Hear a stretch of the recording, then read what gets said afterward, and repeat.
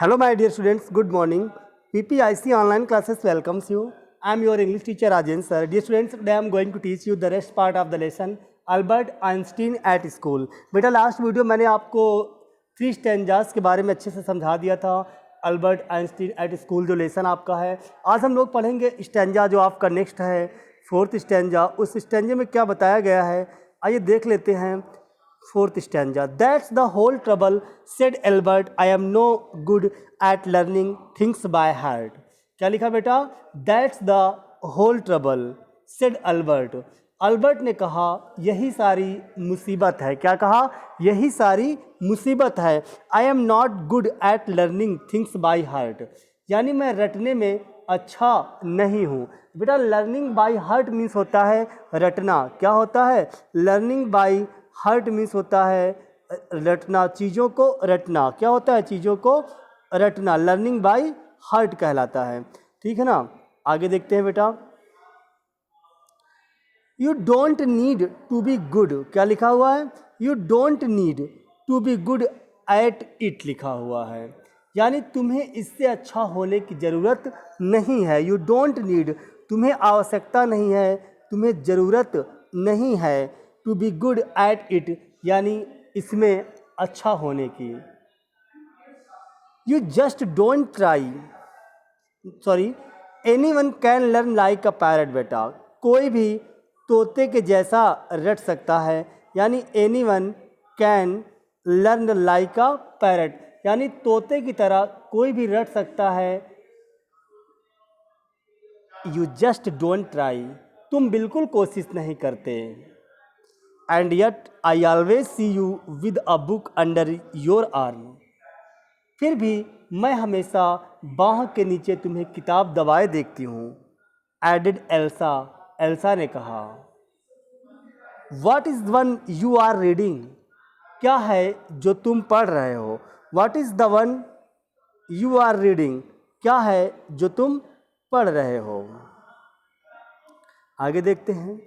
A book on geology. क्या लिखा बेटा? ए बुक, एक किताब. जियोलॉजी, क्या लिखा हुआ? Geology. A book on geology यानी भूविज्ञान पर एक किताब. भूविज्ञान पर एक किताब. जियोलॉजी, भूविज्ञान. Rocks and things, do you learn that. क्या तुमने इसे याद किया या तुम या इसे याद करते हो कि चट्टानें और वस्तुएं क्या होती हैं?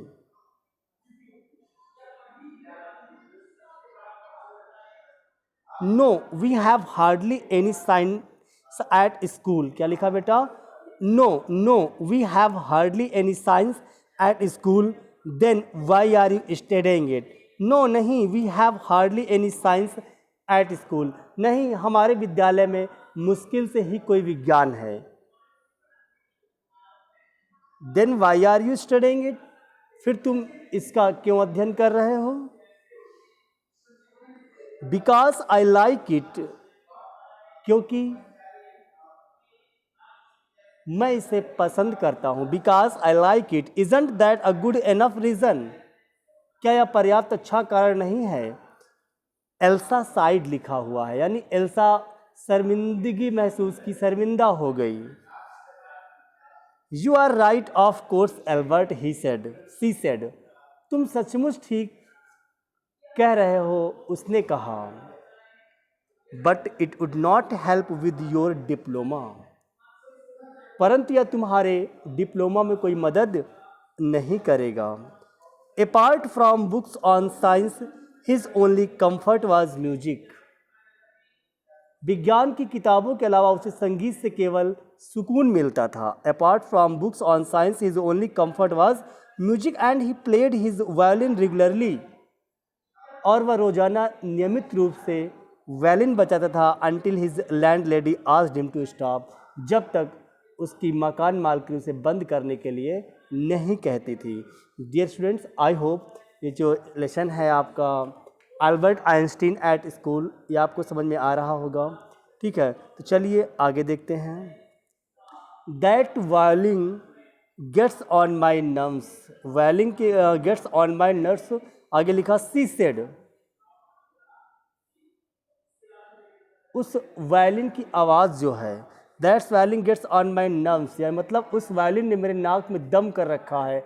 उसने कहा there is enough noise in this house, वैसे भी घर में बच्चों के चिल्लाने से काफ़ी शोर शराबा, आगे लिखा विद ऑल द किड्स हाउलिंग लिखा है। किड्स हाउलिंग मतलब होता है बच्चों के चिल्लाने की आवाज़ से घर का भरा होना, क्लियर ना। That's wailing gets on my nerves, she said there is enough noise in the house with all the kids howling, यानी बच्चों के चिल्लाने से, बच्चों के आवाज़ करने से काफ़ी शोर शराबा है। आगे देखते हैं बेटा। Albert was tempted to point out that most of the time it was she who made them howl. Albert ये सोचता था कि बच्चे ज़्यादातर मालकिन के कारण शोर शराबा करने को मजबूर होते हैं, बट लेकिन he decided it was better to say nothing, परंतु उसने निश्चय किया कि कुछ न कहना ही बेहतर था।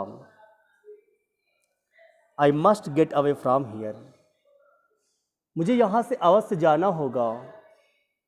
ही टोल्ड यूरी, उसने यूरी को बताया या यूरी से कहा। After 6 months alone in Munich, Munich में 6 महीने अकेले बिताने के बाद,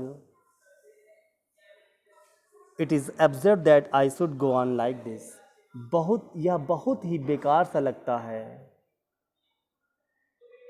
इन the end it will turn out I have been wasting my father's money, आखिर में यह होगा कि मैं अपने माता पिता का धन और हर किसी का समय यूं ही बर्बाद कर रहा हूँ। And every once time I it will be better for all it if I stop now, और फिर तुम क्या करोगे, यूरी ने पूछा। बेटा देखिए इसके पहले it will be better for all if I stop now, यानी ये सभी के लिए बेहतर होगा यदि मैं यह सब बंद कर दूँ। And then what will you do, Yuri asked, और तुम फिर क्या करोगे, यूरी ने पूछा। आई डोंट नो, मैं नहीं जानता। If I go to Milan I am afraid of my father will send me back unless, मैं नहीं जानता यदि मैं मिलान जाऊँ तो मुझे डर है कि मेरे पिताजी मुझे वापस भेज देंगे। डियर स्टूडेंट्स, आई होप जो स्टेंजा आपका था 5th समझ में आया होगा। 4th और 5th स्टेंजा मिलते हैं बहुत ही जल्द नेक्स्ट स्टेंजा के साथ में, नेक्स्ट पैराग्राफ के साथ में।